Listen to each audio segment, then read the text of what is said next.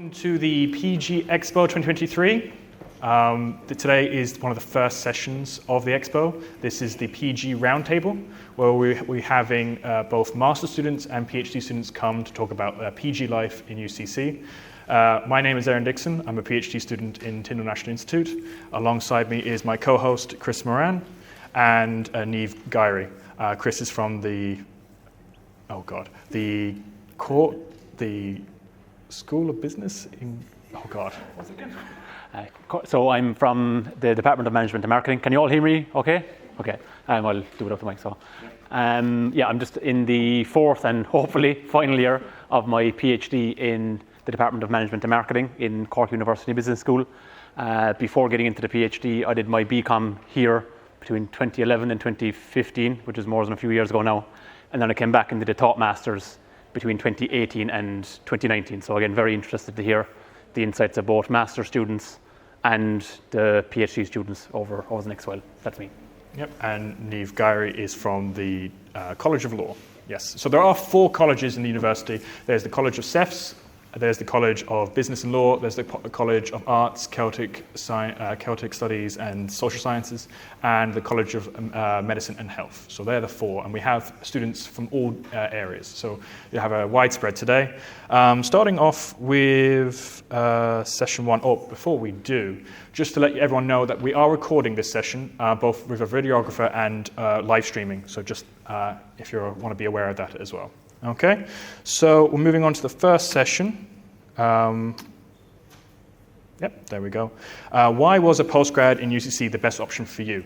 Starting off with, can I have my 4 participants coming up? So I have Simona, Charlotte, Joan, and Josh. Come on up. Oh, there we go. Perfect. So, starting off with Josh. There we go. So, just introduce yourself. Yeah. Hello. So I'm Josh O'Driscoll from the Department of Economics and Department of Food Business and Development, Cork University Business School.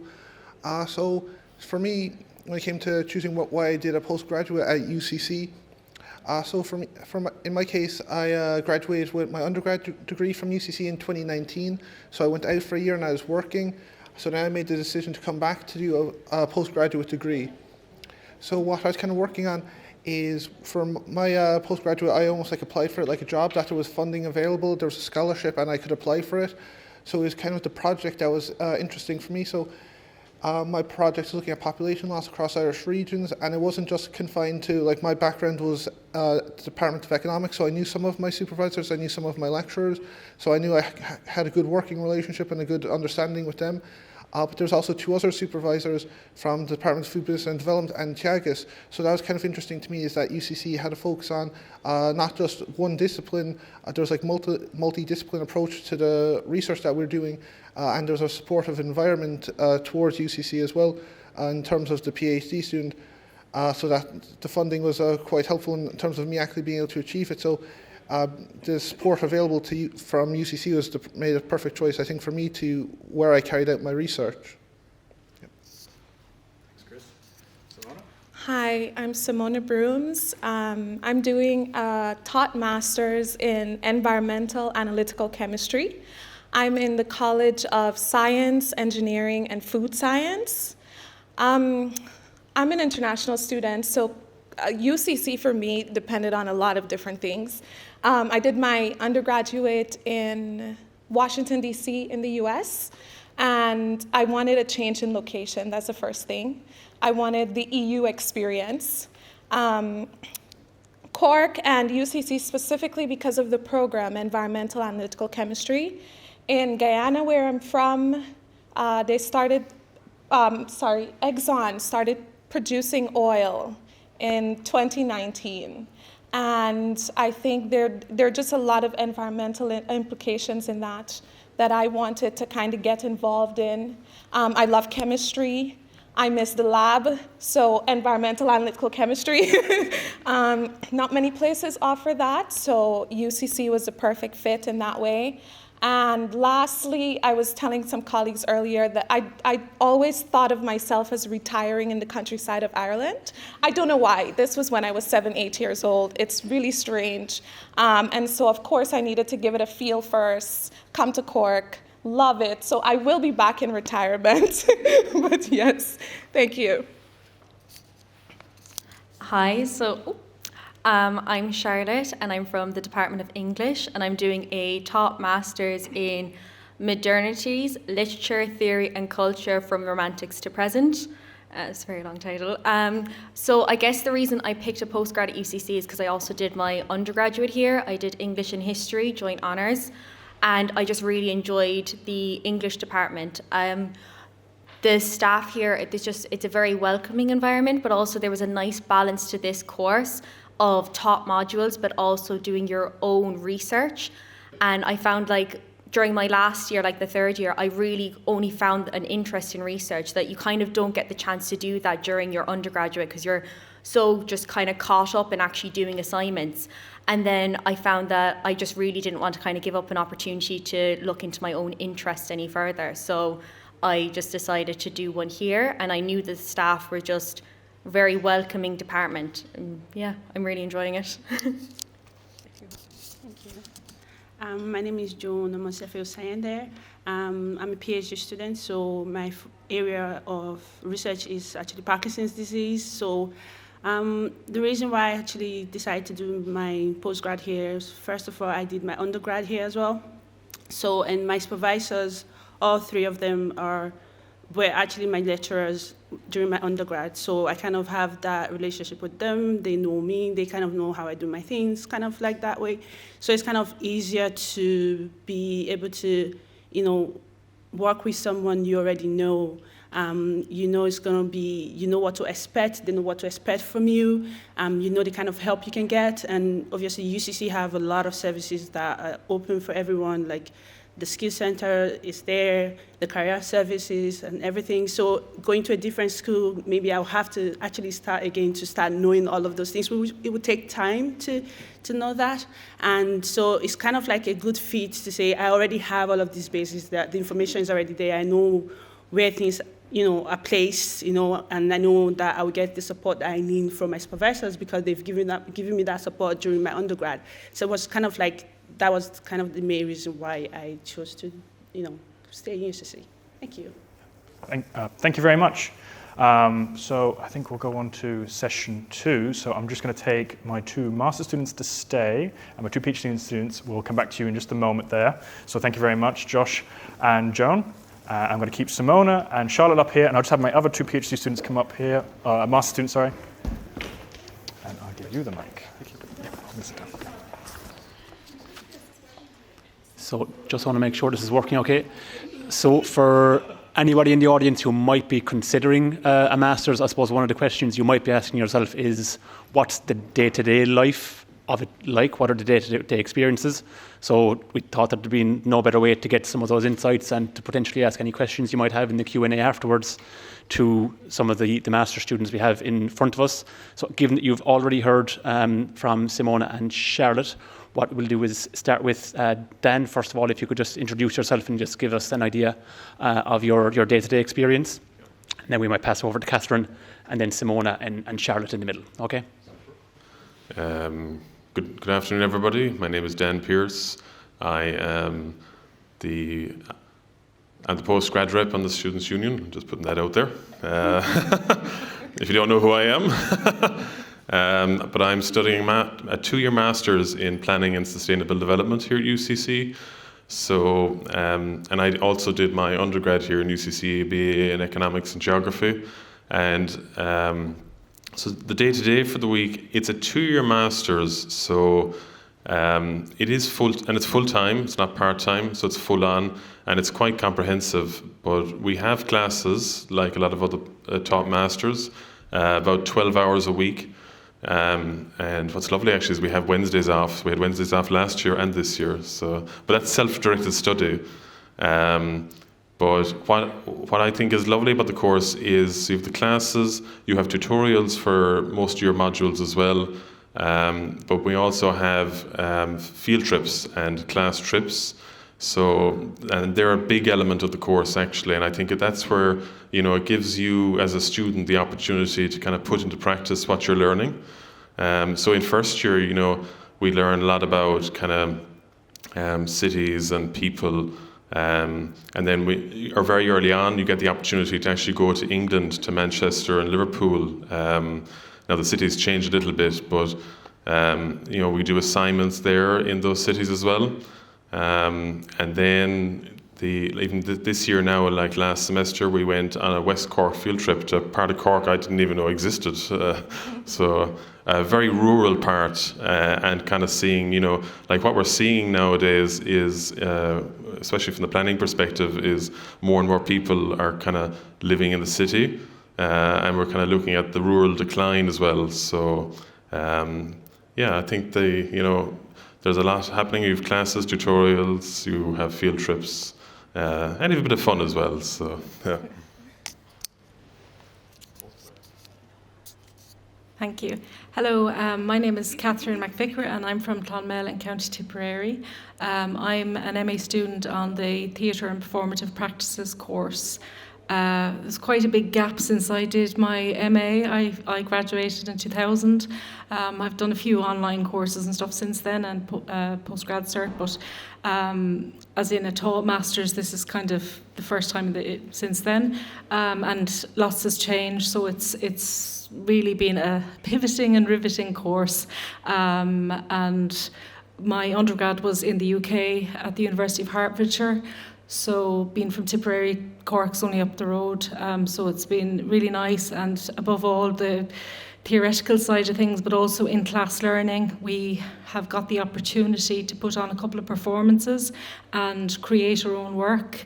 One advanced theatre, and then the other sort of a commission piece, which was kind of tying into stuff that I'm really interested in, like the interdisciplinary crossover where the arts can work with education, health and other disciplines to kind of look at societal issues and create conversations around social change. Yeah, also with field trips we've kind of went out a bit, which has been really nice, and yeah, it's been great. I'm really enjoying it.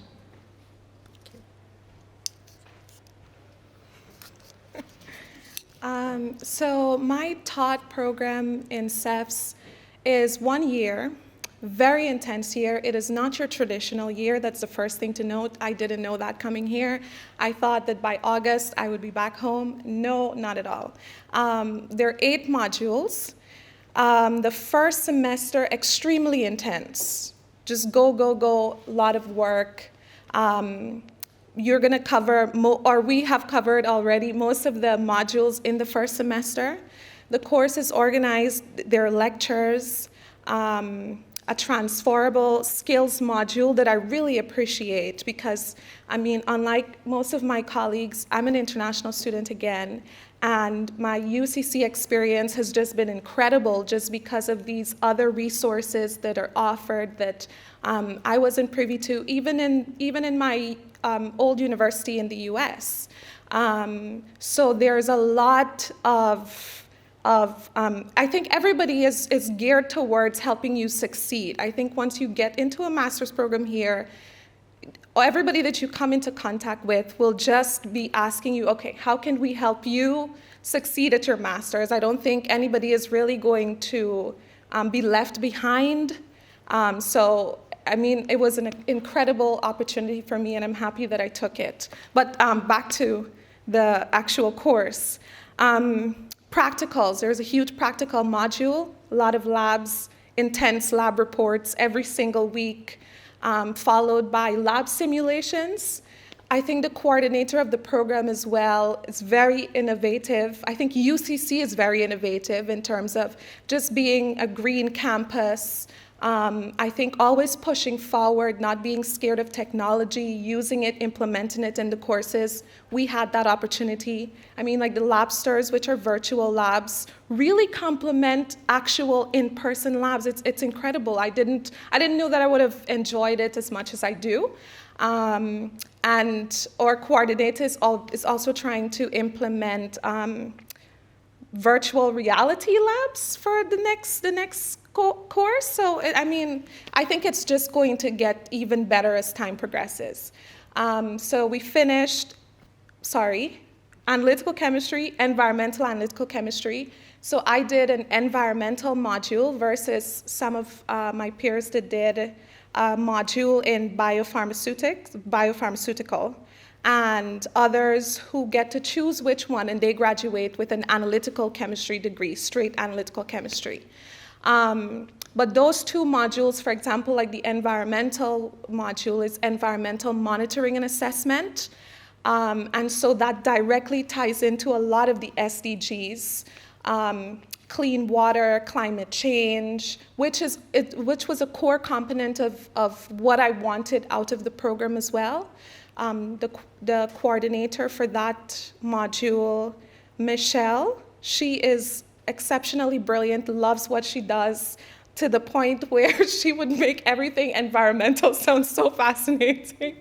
And this semester, we finish the last two modules, and then we go into a work placement from April to September, so not a traditional one-year program at all.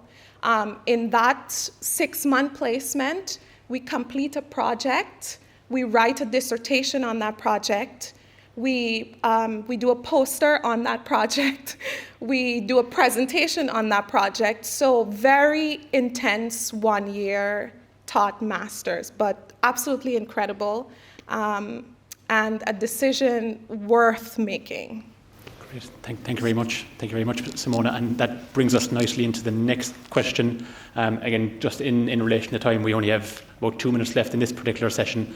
So you've touched on the SDGs, and thanks very much. It's a nice transition into question 2. So as you mentioned, in UCC there's more and more of a presence and action being taken in relation to the Sustainable Development Goals. So a relevant question that we'd like to ask you for those in the audience as well is, without necessarily having to name the specific SDG or what it's related to, could you tell us more about the societal contributions, whether it be social, environmental or economic, that correspond to the masters that you're carrying out? And if you have information about the SDGs as well, all the better. And again, I'll just give you a nod after 2 minutes, because we're just conscious we need to move on to the third session. Okay. So I guess for my course, considering it's 5 modules, our first one will be Theories of Modernity, which is at the start of the year.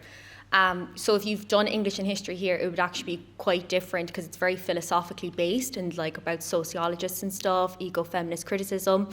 But what's really interesting about it, you can see current arguments that are going on, but we also look at previous ones, specifically like in the Romantic periods, like Mary Shelley, which is really interesting, especially if you're into like feminist literary criticism or Marxism. You get to explore like the historical relevance to these arguments, but you can see the patterns in society that like similar issues have always been present. We did Victorian modernities and stuff like that. We talked about pollution and about urbanization and the fear of corruption. And I think it's very interesting to see that like English can still link to all those, like political theory and sociology as well. And I'll just pass that on now. So as part of our module, currently we're kind of studying about arts and disability, arts and racialization, and just arts and general societal issues. And I touched on that earlier about the kind of the crossover between arts and planning, and it's been great for me because I did my undergraduate so long ago. I've been kind of practicing in the professional world with various projects and had the opportunity to work with town planning and in the education and health sector as well. So just to kind of really get a feel for how people are feeling and what we can all do together, and to find creative solutions sometimes to difficult situations. It's been great. All right. I just have to say, your master's sounds very full on. The title of my master's is Planning and Sustainable Development. So while our master's doesn't touch on the SDGs, focusing on it, it's kind of blended into the whole program. What's quite obvious with one of the SDGs is the sustainable cities and towns. But also, planning in itself is concerned with like life on water, or life underwater, life on land, equality. So planning in many respects is all-encompassing. We're concerned about society and we're concerned about people. So I'll leave it at that. So, perfect. Yeah, thank you very much, Dan. So we just have one more question for you before we finish up this particular session, which again might be one of the questions that the audience are wondering. So in relation to what are the potential outcomes from the Masters that you're doing, whether that be more postgraduate studies or options elsewhere. So if you have any thoughts or ideas about what you're considering for afterwards, we'd love to hear more. Yeah, if you want to start yourself then. Yeah, okay. I do know that, well, I know for myself, I'm not going to go do a PhD, but that's only personal preference. But people from my course, the majority of people do go into jobs straight afterwards, but some do. I know that 2 last year did go on to do PhDs. So there is, if you do end up doing the M plan, there is PhD opportunities afterwards. But I think the jobs market at the moment is so buoyant that I think I'm just going to gun it out of here so quickly. For me, I think I will go on to postgraduate, to a PhD. When I got here, that was not the plan, but I think I took for granted how much I miss the action. I miss being in the lab, I miss the research, I miss the community around research and academics. And even though I was working in a university before coming here, it's not the same as being a student. It's not the same as learning every day and growing with people who are interested in doing the very same thing. So I think I'm more leaning towards now doing a PhD. Before, I would have said exactly what you said, go forward, make some money first. But right now, I think, yeah, definitely PhD route for me. I'd have to agree with that I'm thinking of staying on to do a PhD. So similarly now with the top masters is we're now all getting to the phase where we're doing our dissertation topics and we're picking our thesis and we're finding supervisors. So most people who do an English PhD, they'd pick a similar one for their masters. So at the moment I'm still getting my supervisor to agree to it. But I think I took for granted, at the start of the course, because I just did find it very intense, all the learning, and finding I was very overwhelmed. I felt a bit of imposter syndrome, I didn't know as much as everyone else and I really shouldn't be in this course. But when you find an area that you're really interested in, your passion and interest, you just have to keep going for it and keep researching it, because you'll find so many like-minded people and it can take you to great lengths in your own career. There are other options, we do look at in our contemporary research module, things now publishing and things like that. There's blogging and stuff like that, different career options, but I think for me I'd stay on anyway. I feel like I've been very inspired by some of the new information that I've received, and I'm bursting with ideas, and I'm kind of looking forward to when it finishes. We have a project as well and a dissertation, and I'm very interested in intergenerational connection and also arts and disability, because later in life I was diagnosed with dyspraxia, and I suppose I never really, thought that advanced education was possible because of my learning style, but that's changed dramatically. So I feel like maybe after the Masters I'd take some time out to whatever my dissertation project is, to really maybe do some research out in the community working, and then maybe in a few years' time, I think that's a possibility, something I never thought before. So yeah, I'm happy about that. Thank you. Great. Thank you very much to each of you for your insights, and it's great to get such different perspectives. And again, as a reminder, if any of you do have any questions, just to jot them down, and we will have some time at the end for specific Q&A, either within the event or even after the event. If you would prefer even a one-to-one chat with any of the panellists, you're more than welcome to do so as well. So I'd just like to thank you, thank Dan, Simona, Charlotte and Catherine for your contributions. And we'll invite up the three PhD students and pass over to Neil. So Joan, Ree and Josh are going to join me up here. So So this is our PhD session. We're going to spend about 15 minutes just discussing their experiences, and then we'll have some time for Q&A at the end. So we've spoken to Joan and Josh before. So Ree, do you want to introduce yourself and just tell us a bit about your studies? Yes. Hello, so my name is Ree, and I'm also an international student. And I study in Anatomy and Neuroscience department in the College of Medicine and Health. Yeah, that's me. Fantastic. So our first discussion is around what a day in the life of a PhD student looks like. So Josh, do you want to start us off? Throughout the PhD, thankfully my kind of everyday experience has changed a good bit. So when I started PhD, it was October 2020. The first time I was on campus then in that PhD was September 2021. So with COVID, it was kind of a very different experience. I was at home every day, kind of working by myself. And one of the topics we talk about later is kind of how it can be a bit lonely doing the PhD, is even more so with COVID going on. So the kind of more regular everyday experience that I hope no one has to go through kind of COVID or anything like that again, is just that I spend a good bit of my time kind of working at home, but I'm also able to come into the UCC and work on campus.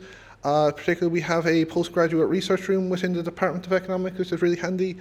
So it's nice to be able to kind of work with other people and kind of just be talking to people while you're working. So typically, it's just working. So for my PhD, I'm working on PhD by publication, so I'm working on papers. So at the moment, I'm working on my third paper for the PhD.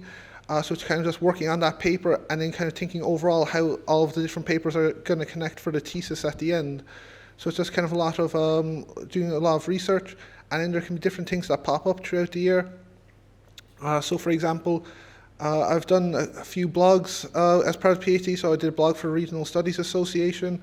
There's RT Brainstorm, which is a valuable asset for people who want to kind of disseminate their research, which is really handy. So I've done 2 RT brainstorms, and then I do some teaching as well, some tutorial assistance. So that's some work, again, that can pop up. So it's usually around the last 5 weeks of every semester where I'm doing some teaching, so it's kind of handy to just kind of have a change of pace, and rather than me kind of studying myself, it's more about me helping other people learn. And sometimes that's kind of going over some material that I would have covered in my undergrad, and it can be handy just to keep on going over stuff and going over the basics, and kind of just seeing how far I've come since my undergrad. So it can be very helpful for that kind of stuff. So I think for me, I'm speaking in STEM world, also someone working in the animal experimental animal models. So it really depends on the day. So usually, I think mainly it divides into whether you're working on animal day, or your data analyzing day, or your writing days. So writing days, very straightforward. You come in, try to write as much as possible. Congrats on writing on your third paper. That's very impressive. But on my data analysis day, I'm not the best data analyst. So I go up to my lab mates, have discussion and be like, oh, why do you do this? Why don't you do that? I don't really understand.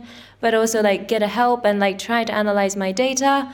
My favorite is the working with animal, and also the processing of those data part, where you're actually in the lab, either you're interacting with animals or you're in the lab, pipetting and doing the typical science work that you imagine to do. And that was part of the science that I fell in love with as a child. So it's quite cool for me to be in the lab coat doing what I wanted to do. So yeah. And also one of the beauty of the PhD or postgrad life, I think, is the schedule is very much up on you. So it's true, you might work crazy hours, you might need to come in on the weekends. But it's also, I have some days I'm I'm just going to come in at 1 p.m. And your supervisor might be a little mad. But also, if you show the work and if you make progress, it's really up to you to design. And that flexibility, I think it's such a big beauty that we underappreciate. And you get to even then enjoy the crazy hours at the end of it. So, yeah. Thank you. For me, I only started last year, July, so I'm still trying to find my feet. But my day-to-day would be, I usually would just come in, and if I have, sometimes my supervisor will be like, oh, Joan, maybe we should look at this part of, the gut, for example. And then I know that, okay, this is what I'm supposed to do because I've done it before and I've been trained for it. So I just go ahead to do it, which I really, I love doing that. And obviously, recently we had like the review. So we had a progress review, and I know that, okay, I need to write my report. So I kind of like set my hours that I'm going to use to cover those, the report and maybe make my slides. So for now, I don't necessarily have huge work to do, but the amount of work I have is kind of like still a lot to me, because if I compare to undergrad, it's kind of like you're by yourself, but you have like your supervisor is there to guide you, to tell you what to do, if you're doing something wrong. But my day-to-day is kind of easy enough, it's not that stressful compared to, because they are kind of like into it for like 2-3 years, so it's quite long. So yeah, thanks. Yeah, I find that a really cool aspect of PhD life as well, is that no one kind of day or no PhD journey is the exact same. Like, I am doing a PhD in law, and I started in biological and chemical sciences in 2016. So if you told me then that I'd be doing a PhD in law, it wouldn't have made any sense. So you never know where your path may lead as well, which is quite exciting. So our second question, there's a lot of good things associated with doing a PhD, but it's not without its challenges. So do you want to tell us about maybe challenges that you've encountered during your PhD time? Yeah, so like I overall have enjoyed my PhD experience, but there is kind of no drawbacks, and there can be pains at times. So there can be times like we were talking about there where there's like very long hours, or you could, one of the things I kind of struggled with at the start was, so my previous job, I was working in the CSO, so I was working at my desktop there. So as soon as I left work, I couldn't go back to my desktop, it was fine. With the PhD, I'm working at home with my laptop. So if there's ever a time where like I just suddenly during the night get thought like, oh, I can actually do this better, or this makes more sense, or I finally think of something, I'll go back and work on my laptop. So just try and get that work-life balance, working properly. There can be like kind of challenges, like I was mentioning just about COVID. It's a bit strange at the start that I didn't kind of really know people that well until like nearly a year into the PhD. I was kind of thankful, and I was quite lucky at the same time that there was a good few PhD students within my research centre who started at the same time. So we'd kind of have like online coffee mornings, and like we'd had a group chat on WhatsApp. So it's handy, that we were able to kind of still keep in contact with each other, even though we were all kind of isolated on our own for a bit. But yeah, I think it can be a bit lonely as well, that you're the main person with it. For other aspects, maybe your lecturer could help out a bit more, but when you're doing the PhD, you're the main person, you're the primary investigator, you're the lead researcher on it. So it's kind of a lot of the pressure kind of falls on you in that regard. The supervisors are very helpful in terms of dealing with that, but then there can just be a case of you're just internally putting the pressure on yourself rather than it being an external thing. So it's just kind of dealing with those kind of like conflicting emotions, and it's very just high stress, that you can have high expectations for yourself. And then just as well, when you're dealing with other kind of PhD students, I think we're talking about there just that no PhD journey is the same, so it's kind of getting into your head that like if you see someone else has published a paper, not kind of saying like they published a paper quicker than I did, I still haven't published a paper, or they published more papers than me, that kind of thing. Is that each person has their own kind of journey, and just kind of accepting that you're taking things at your own pace, and as long as you keep making progress, you'll get there in the end. Yep. Yeah, I think, I agree in lots of ways. So for me, one of the big aspects, so socially, I moved to Cork and I didn't know anyone in Ireland, and like my lab is huge and everyone's friendly, but like first year was a bit hard because like outside of academic, I didn't really have a life, but I was used to having like, few social community to go to. But, that kind of time passed by and now I have like good friends around, which is good. But in terms of academics, I think it's very true that you sometimes do feel very, very alone. And like, the lab has like the overarching topic, but when it comes like PhD project, it's like a niche question. It's like, super, super pinpointed question. So you are expected and you're supposed to be like the most expert on that question. But also, I think it's very commonly now talked about, but like the imposter syndrome, the constant questioning of like, oh, am I good enough? And it's true, like all your colleagues, like we're from the same department, but like everyone else but not you looks super smart to you. And you're like, I'm dying. But I think, and at first, like my, way to overcome that was like, I would gain more knowledge and I'm gonna be expert and I'm gonna read every paper I find and I'm gonna, build confidence. But that wasn't working.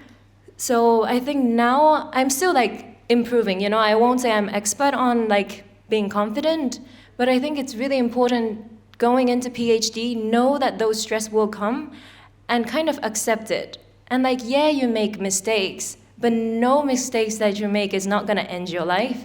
So just, I think, take it as a small step and like see it in the long term, it's gonna benefit you. So yeah, there will be lots of stress, problems, issues. Like I had issue with supervisor, but just don't be scared to talk about it. Talk to your colleagues. They're going through the same way. Different scenario, but very similar, relatable topic. So talk to them. Don't hide it. And yeah, I think you cope it that way. Thank you. Well, for me, I suppose the imposter syndrome would be like my main challenge right now, just because, like Lee was saying there, just looking at every other person in the lab, when they're talking, presenting, you're just like, oh my God, how is it that they can do this? And you feel like you don't know exactly what you're doing. And that's how I feel. I feel like I don't know what I'm doing. I feel like when my supervisor asks me to do this stuff, I'm kind of like, what is that? But this is something I've kind of like seen before in my undergrad, but I can't remember. And I go like, I'm just so in that point whereby it's kind of eating me up inside, like, okay, maybe I'm not supposed to be here. Maybe I'm not as smart as everybody else. Maybe, why am I even here? And obviously people would tell you, like your supervisor will assure you, if you weren't good, wouldn't have you, in our lab. But I suppose now I'm kind of like trying to teach myself, or, tell myself every day, like, oh, you are good enough. If you're not good enough, you won't be here. Obviously, look at everyone keep telling you, oh, you're doing well, but I suppose that is kind of like my biggest challenge, just trying to get to accept the fact that maybe I am actually good enough. Maybe, I kind of know what I'm doing. Doesn't feel like it right now, but it will get there. And I just started. So just kind of like reassuring myself. So that is actually one of my biggest challenges right now as a PhD student. Thank you. Yeah, the imposter syndrome crops up again and again. I was at an event about 2 weeks ago with about 70 PhD students, and we were broken up into groups and we were identifying challenges. Every single group said imposter syndrome. I was like, we can't all be imposters. So it's about building your confidence, and comparison is the thief of joy. Comparing your journey to someone else's isn't going to do any favors. So just our last question for this panel session is maybe an anxiety-inducing one in terms of what are you going to do after you finish your PhD, but do you think you may consider staying in academia, or do you think you'd like to transition into another area of work? I think probably just for me, the main thing at the moment is if people are willing to give me money, I'll stick around. So that's kind of like the main thing is, like I was saying, I was doing some teaching, so I kind of like teaching. I like doing research, which is why I picked doing a PhD in the first place. So I would like to stay around in academia. Obviously, it depends on the job market as well. There might be other opportunities or better opportunities elsewhere. And as well, there's nothing to say that if I was to leave academia and go to industry, that I couldn't come back to academia then in a couple more years. So I would ideally like to stay around, but I'm just kind of keeping my options open at the moment. If there's any funding agencies out there who are watching, I'll take the money, but yeah, I'll just keep the options open. I think for me, it's a very firm no, but that is because when I was in undergrad, when I started undergrad, I was like, okay, after I get this degree, I'm out. Like, I was never like, a studious, very hardworking type. So I'm very surprised myself that I'm doing a PhD. So that's why I wouldn't stay. But that is also because like academic life is very unique. And for me, it's not the path that I would pursue. So I might go to industry, but also my passion back in undergrad as well was neuroscience and performance art. And I think now my life has been very science heavy through master's and PhD. So now I think I'm a bit ready to bring back my creative side And I think that's one thing to know too. Just because you did a PhD in one thing doesn't mean you're like tied into it. So yeah, probably a different life step next. Yeah. For me, I suppose when I started in July, it was something that people kept asking me, do you think you're going to, stay on and then probably become a lecturer or stuff like that? For now, I'm not necessarily thinking about it, but I'm kind of glad that the option is there if I wanted to go into that area or if I wanted to go into industry. I'm glad that I have those options. So yeah, thanks. Yeah, fantastic. So that's our last question for our panel. Thank you all for discussing your experiences with us. I don't know if anyone has any questions for maybe someone specific or a general PhD, master's, postgrad question.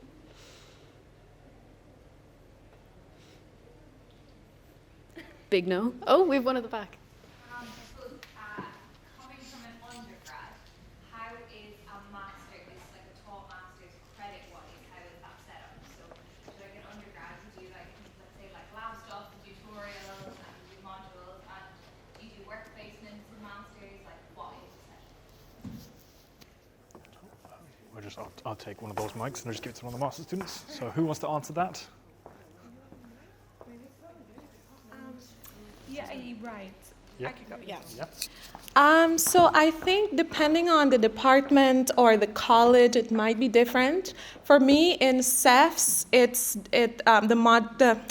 the credits are broken up according to the modules. I think most of them are 10 credit modules, except for the very last one, that is the project one. I think that's 30 credits. I should know all of this by now. I don't. That one I know is 30 credits, because I know I need to ace that one. The others are 10. Yes, I think that's how it goes. I think there are 2 5-credit modules that might be the transferable skills, and industry-led workshops. I think those are 5 credits. But for the practicals, the labs, that's 10 credits. Then we have some lecture modules. Those are 10 credits. So, but I think generally it depends on which college and school that you're a part of.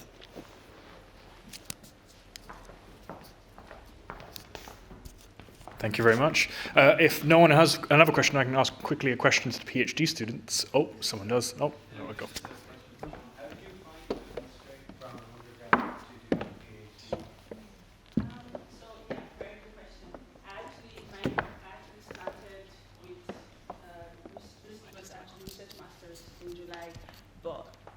Thanks.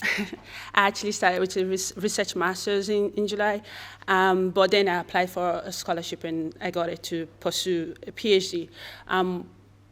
It's kind of the same thing, really. It's still stressful. But now that I'm in a PhD, because it's in my head, I'm doing a PhD, I think now I'm kind of like maybe putting that stress on myself that is a PhD, but it's kind of the same thing. I was actually doing exactly the same thing, working on my ethics application.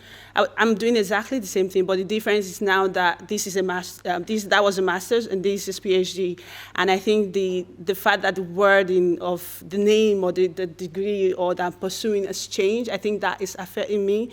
That because everyone keeps saying PhD is very tough, and then that is in my head, and I'm like, okay, I'm doing a PhD, obviously it's very, very tough, and I think that is weighing me down. But I think it's probably the same thing, but I didn't stay long in the master, so I can't really say for sure, but I would say that I'm still doing the exact same thing that I was doing then. So, but the only thing that's changed now is the actual degree that we get at the end and how long I will actually stay on for, and so yeah. Any other questions there? I'll have a quick question there to the PhD students. So you're here now, so you're doing a bit of public engagement here now, but is there any other public engagement you've done throughout your PhD, or how do you find public engagement and education aspect of your degree, like showing off your kind of research to the general public and trying to get them to understand what you're doing? Okay, I'll probably start. Well, so in terms of public engagement, so myself and other PhD students, we went to the National Plow Championship last year with my supervisor. So there's actually a study that is kind of weird. So the study is basically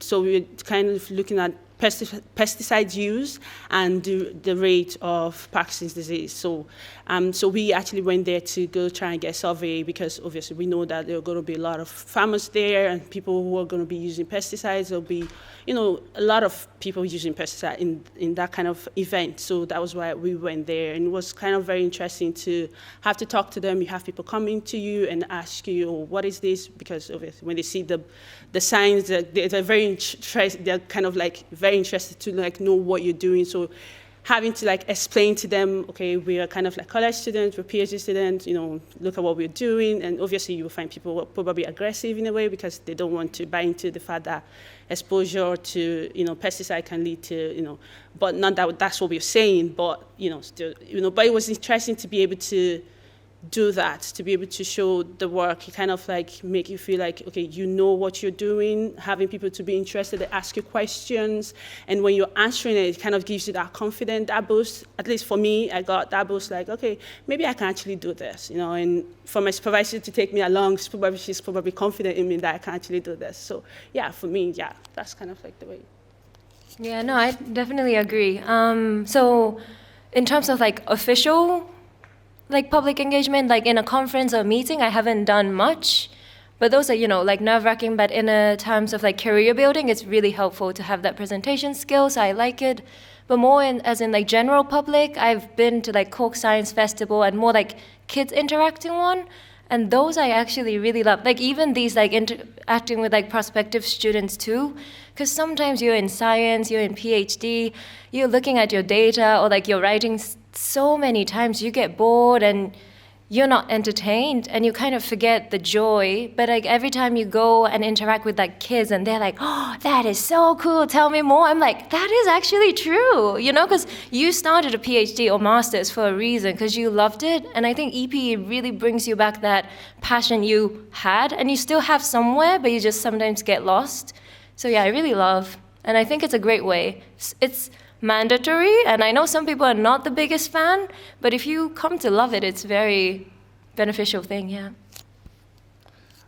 So doing the public engagement, it can kind of be a bit frightening at the start, if you're not comfortable with it or you're not familiar with it, but it can be really interesting, because sometimes I think with the research, with the PhD especially, you can kind of be inside your own bubble, that you're kind of just you, the supervisors, and you kind of forget that other people might have an interest in your topic, or other people, you might be, we're talking about imposter syndrome, but you technically are an expert in what you're studying, and then other people who are not as familiar trying to kind of understand it, that's kind of nice to be able to kind of introduce your topic, kind of explain it to other people, and explain it in a way that's kind of more understandable to people who aren't as familiar as you are.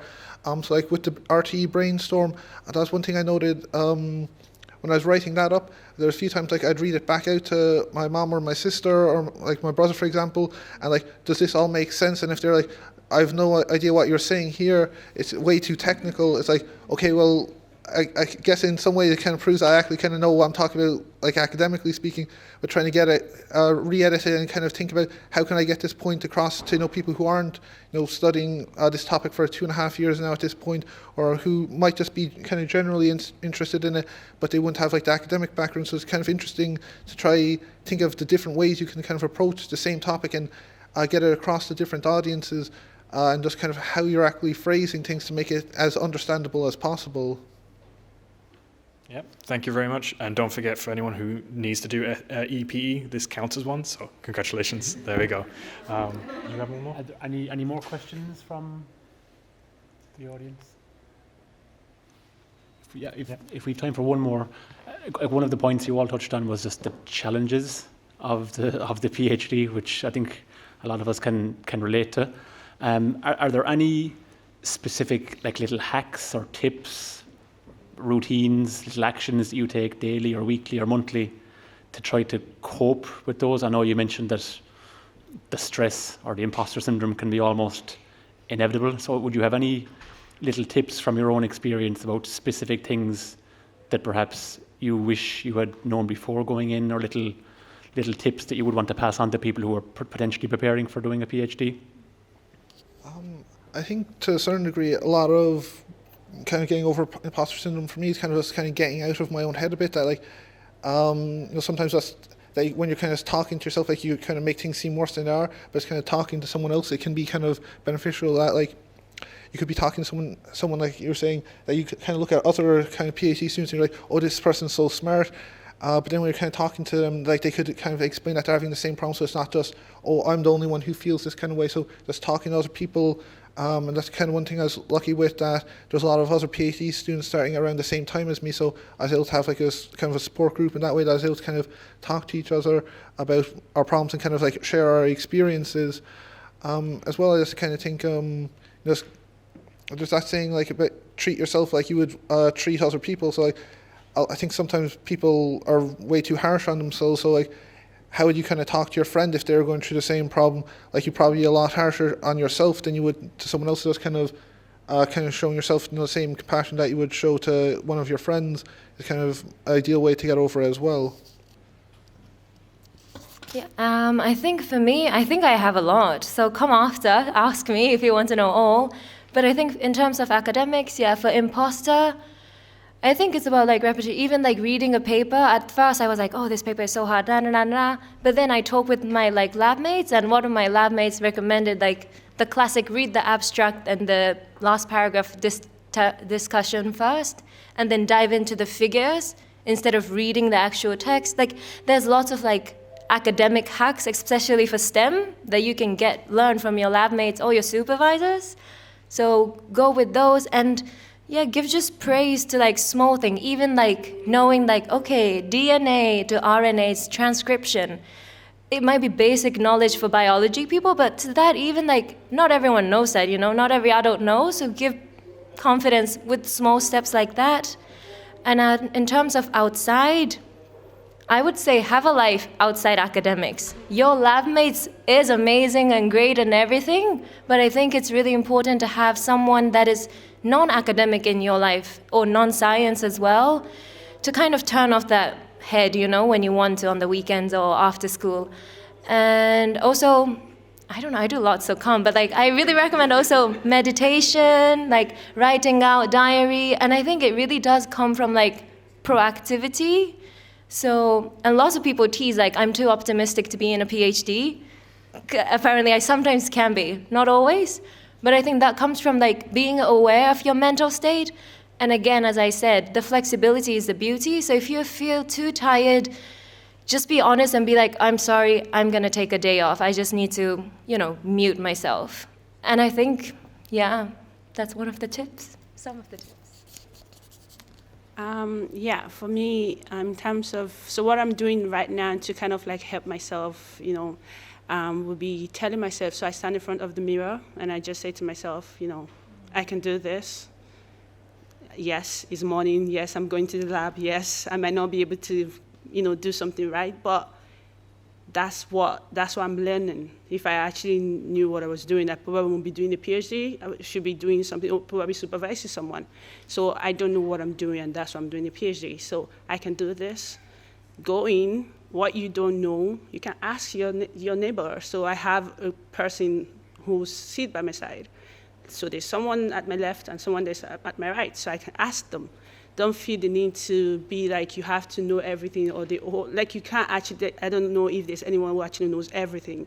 So you always need somebody to ask questions. So you need people understand that this journey will come. Yes, you're the one taking the journey, but there are a lot of people that are going to be around you that you have to carry along with you through this journey, because you have to ask them questions.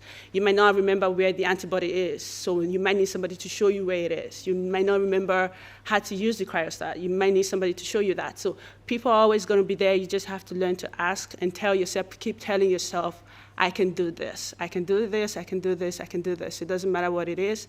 I just have to try. As long as I keep trying, I will get it right. So that's what I'm doing. Thank you. Thank you. I'd just like to say a big thanks to our PhD students and a big thanks to our master students as well. So if we want to give them a round of applause there quickly.